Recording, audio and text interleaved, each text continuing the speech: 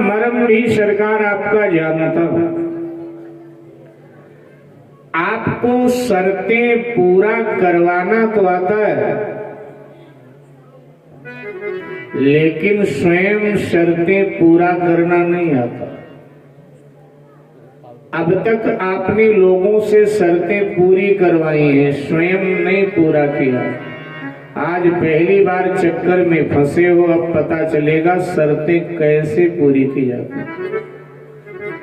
सरकार आपका पांचवा मर्म भी मैं जानता हूं। वो क्या है? कहता कि छुअत सिला भई नारी सुहाई, छुअत सिला भई नारी सुहाई, छुअत सिला भई नारी सुहाई, छुअत सिला भई नारी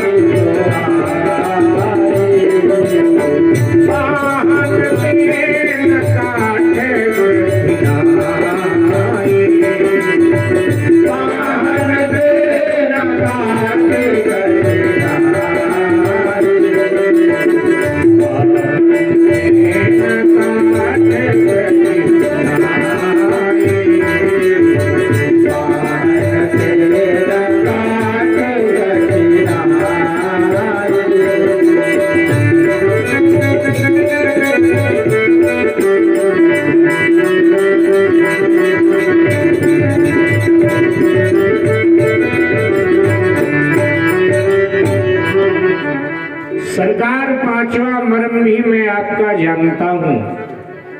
आपकी चरण धूलि में कोई जादू है। आपकी चरण धूलि पत्थर पर पड़े तो पत्थर स्त्री बन जाए। सरकार बस डर आपसे नहीं लग रहा है, डर मुझे आपकी चरण धूलि से लग रहा है प्रभु। आपकी चरण धूलि से डर लग रहा है। अब बिना चरण धोए मैंने आपको नाव पर बिठा लिया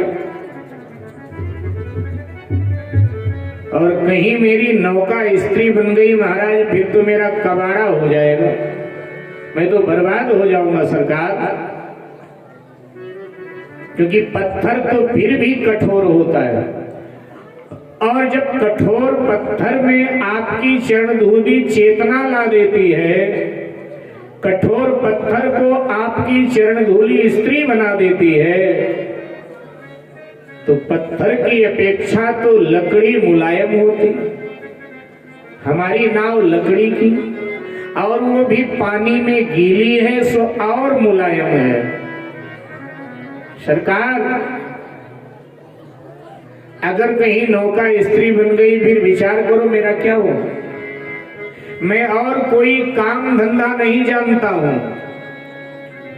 बस नौका गंगा जी में चलाता हूं। जो यात्री आते हैं उनको इधर से उधर, उधर से इधर पहुंचाता हूं, और मेहनताने में जो मिल जाता है उसी से अपने घर परिवार का गुजर बसर करता हूँ।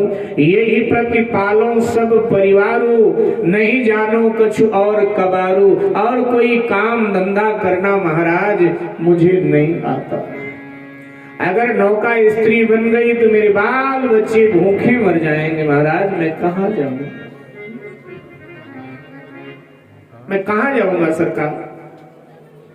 यही खतरा है मुझे, यही मुझे डर लग रहा है महाराज। अगर मैं अविवाहित होता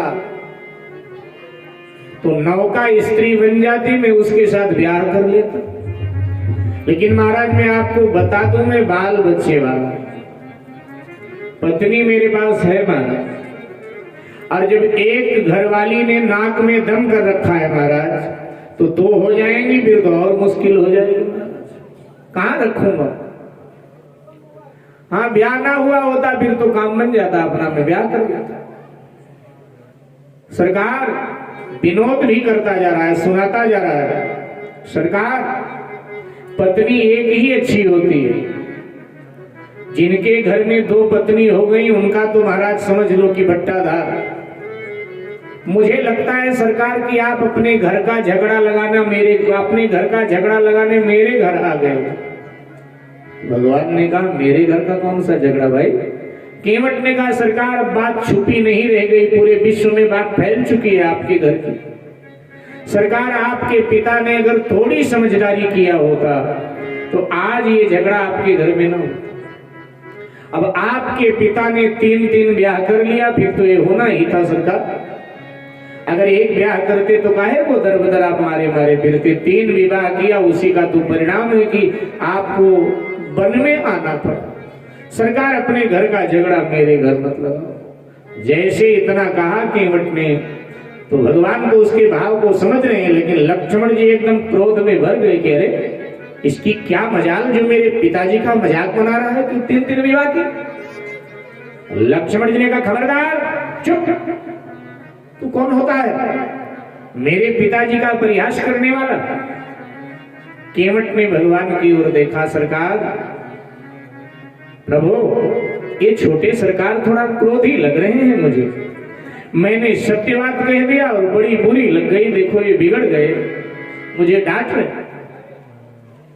महाराज इसलिए चरण धुलवाए और मैं कुछ आपसे लूंगा नहीं। मुझे मालूम है कि साधु संतों से कुछ नहीं लेना चाहिए। आप वनवासी वेश में हो सो मैं आपसे कुछ नहीं लूंगा। अच्छा अगर मैं कुछ लेना भी चाहूं तो आपके पास है भी क्या? क्योंकि आपके माता जी ने तो आपके तन के कपड़े भी उतरवाए लिए। आपके सौतेली मां तन के कपड़े उतरवाए लिए, ये वनवासी वेश ले दिया आपको।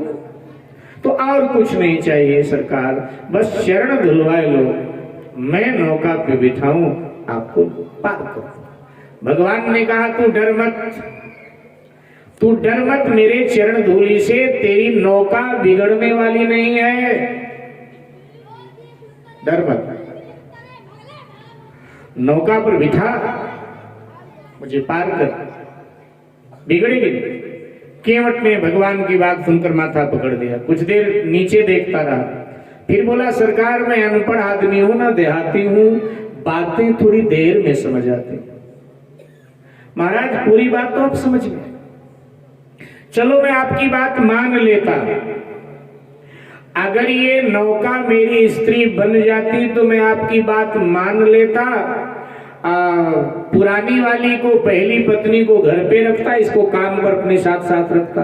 लेकिन बात पूरी अब समझ में आई महाराज कि आपकी चरण धूलि जिस पर पड़े वो साधारण व्यक्ति की पत्नी नहीं बनती है, वो तो ऋषि की पत्नी बनती है, ऋषि की पत्नी।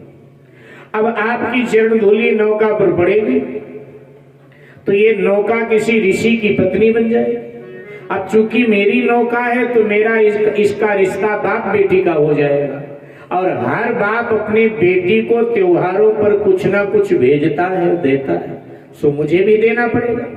लेकिन ये ऋषि पत्नी रहेगी और मैं ठहरा अछूत जाति का, तो अब पका पकाया तो मेरे घर का ये खाएगी नहीं क्योंकि ऋषि की पत्नी बनेगी। पका पकाया मेरे घर का खाएगी नहीं तो हमें सूखा आटा, चावल, दाल, सब्जी देना पड़ेगा, और उसमें भी कहीं कोई कुछ कमी रह गई, कुछ छुआछूत रह गया तो श्राप देकर मेरे पूरे परिवार को अलग जला देगी। इसलिए ना सरकार, ना, मेरे बस का नहीं, क्योंकि तरनी व मुनि घर नी बनी, तरनी व मुनि घर नी बनी, तरनी व मुनि घर नी नहीं